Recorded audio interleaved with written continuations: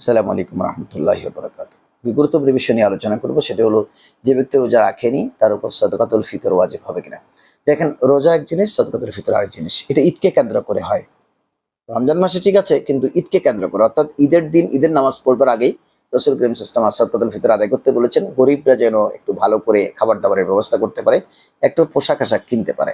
তো কোনো লোক যদি ওজরবশত রোজা রাখতে না পারে, সেটা তো একেবারে ভিতরে কাউলা, কোনো সন্দেহ ছাড়াইনি সাদকাতুল ফিতর আদায় করবেন। যেমন ওজর আছে, অসুস্থ হয়ে পড়েছেন, শরীর ভালো না, বা উনি রোজা রাখলে ওনার রোগ বেড়ে যাচ্ছে, ডাক্তার ওনাকে পরামর্শ দিয়েছে রোজা না রাখবার জন্য, ইনি তো অবশ্যই সাদকাতুল ফিতর দেবেন।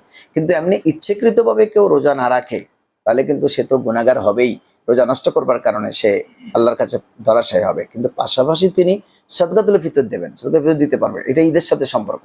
সাদকাতুল ফিতর হচ্ছে বড়ির জাকাত। আমরা মালের জাকাত দিচ্ছি 40 ভাগের 1 ভাগ। 100 টাকায় 2.5 টাকা, 1 লাখ টাকায় 1 লাখ টাকায় আপনার 25,500 টাকা। এভাবে কিন্তু আমরা 1000 টাকায় 25 টাকা, এভাবে কিন্তু আমরা জাকাত আদায় করতেছি। ঠিক এক্সাক্টলি শরীরের একটা জাকাত আছে বৎসরান্তে, এটা হচ্ছে সাদকাতুল ফিতর। সুতরাং যিনি রোজা রাখেন নাই বা রাখতে পারেন নাই, উনি কিন্তু সাদকাতুল ফিতর আদায় করবেন। কারণ সাদকাতুল ফিতর আদায় করলে রোগ-শোক বিপদ আপদ থেকে শরীর মুক্ত থাকে। আশা করি বিষয়টি আপনাদের বিবেচনায় থাকবে। আসসালামু আলাইকুম ওয়া রাহমাতুল্লাহ।